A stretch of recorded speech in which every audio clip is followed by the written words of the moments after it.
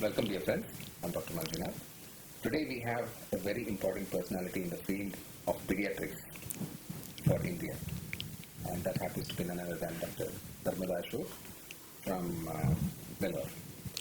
She is one of the most prolific academicians what we can have in India, and she happens to be a very dear friend of mine, and I'm so thankful to her to have come to my channel to speak something about drugs and drug allergy.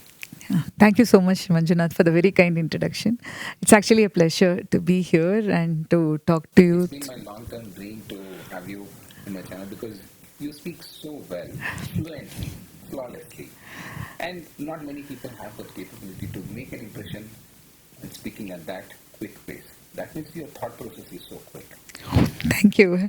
That I never realized, but I'm very happy to hear those words. It's very encouraging also. Thank you. So today we have few questions to clear some of the misunderstandings of what drug allergies are. A lot of drugs are labeled, we see a lot of labels made for the IP patients saying that this patient is allergic to sulfur drugs, this patient is allergic to penicillin and so on. So, do all of them actually have the allergies or they are mislabeled? Actually, most of them are mislabeled. See, whenever we take a drug, there are two things that can happen. One is an intolerance or an expected side effect of that particular drug itself. So, one is intolerance. I mean that you are not okay with that drug act such. Like you have when like some people do not have the enzymes to digest that, so they may develop intolerance. The other thing is expected side effects that, like, for a diabetic drug that you take an hypoglycemic drug, you're going to become, your sugars are going to get low. So that is an expected side effect of this. On the other hand, you develop some rashes because of that, which is not expected.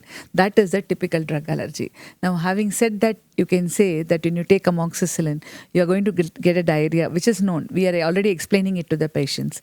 But as what happens is when they take amoxicillin, they get diarrhea, they think they are allergic to it. Now, the pediatrician also will not go into asking what is the actual allergy, what has actually happened. So, any side effects is also interpreted as allergy They here. just come up and say that I have allergy to this and this. Yes, and then we write it as an allergy, and it goes on, and it is written as a Once red. written, it's always a red It's label. always a red label. It goes on and on. Okay. How do we actually make this person is allergic or not allergic? And are there any different types of allergies?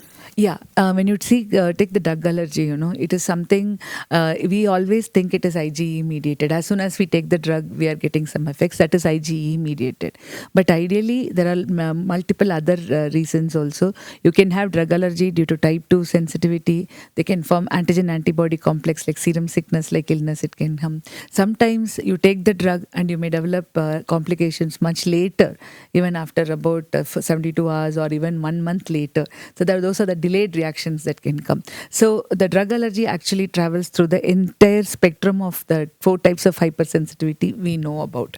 So it is not restricted to one type, but we need a high index of suspicion even to think about it. Having said that, it is not that typical immunological reaction to a drug is not very common. Okay. So you mean to say a lot of patients are mislabeled. Yes. Is there a way by which we can pick up that this patient is allergic or this patient is intolerant? And is there any specific way by which we can delabel that patient? Yeah. So exactly. See, some patients would have been given the drug when they were young, or that incident would have happened 5 or 6 years before. So that is not relevant. You will have to get a complete history of what exactly happened. So it has been a very typical anaphylactic reaction, or the typical severity has been very severe. And if they have developed, there are certain conditions called a severe cutaneous adverse reaction or scar, where you get severe rashes that for everybody's pediatrician's knowledge, toxic epidermal necrolysis or a Steven Johnson syndrome. These are all severe cutaneous adverse reaction. If somebody has developed it in the young age, then we will not take any risk. But suppose it has been a rashes that has developed or a diarrheal illness, and that too 5 years before, not documented. So we need to get a complete history about what is the type of reaction. Exactly, exactly. In amoxicillin, you start amoxicillin, the next day child comes with rash, and they will tell that it is because of your drug. And we know having any infections itself will change the metabolism of the drugs also, the way we react. So sometimes the virus would be the reason, like Epstein-Barr virus and your drug rashes due to amoxicillin. It's a very typical reaction. This one. So we need to understand. We need to find out what was the condition that lead to it, what was the coexistent condition, how severe was the reaction. So we have some grading for that, that it was a non-severe, mild reaction and happened long before. Then we can directly ask them to take the drug in our chambers, like it's a drug challenge, open drug challenge. Then we will also tell them that they need not be fearful about this, because once they take it in our chamber and we also monitor their symptoms, they are also confident. So you can do the open drug challenge in our chambers, in our clinics itself, so that the labeling is gone. They have found out that whenever a patient has been labeled, say for example penicillin allergy, you do not have to give amoxicillin, you don't want to give amoxicillin also, you're very worried. What is the alternative to it? It is much costlier. They may cause antibiotic microbial resistance, also much more common, because it's an inferior option compared to the relatively cheap and less side effects drugs like amoxicillin. So we really need to remove the mislabeling or the wrong labeling that is done for this particular patient. That is our major work as a pediatrician. So the baseline here is just don't go by the history. Analyze it. Make sure that it is a true drug allergy and then give it to the patient as truly drug allergy. Just don't go by a diagnosist's opinion. Just don't go by the patient's opinion. If you have that doubt, test it and then decide and then label or de-label accordingly. Correct. And one more thing is, we all have the habit of doing one test dose before giving any drug. So that is also absolutely not validated. And I think we have to release some guidelines from IAP where to do and when to do about it. Whenever we do an testing for the intradermal testing, we have some irritant concentration and non-irritant concentration. And we also need to wait for the responses. So what we are doing now, suppose they just don't even dilute it and they give an irritant concentration. So everybody who is going to get the drug will have the reaction. But we are doing it only on the patient and we think he is allergic to. So this knowledge has to come in. And again, the testing for drug allergy is only when you have the typical history.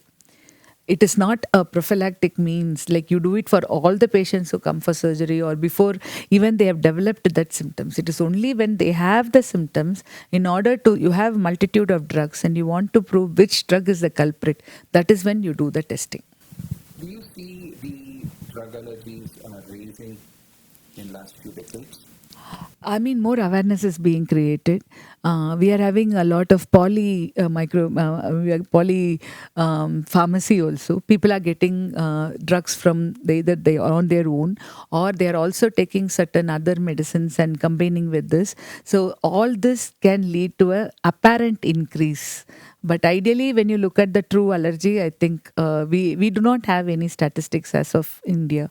So I don't think there is a apparent rise of true drug allergy. I think it's a wonderful interaction to be done. It is a never-ending discussion, at Yeah. least for the drug allergy. It is a very long and arduous process. This topic is very elaborate. And keeping this succinct could have been possible only with the knowledge and wisdom of Dr. Narmada. Thank you, Madam. Thank you, Manja. Thank you so much. Thanks for the invite.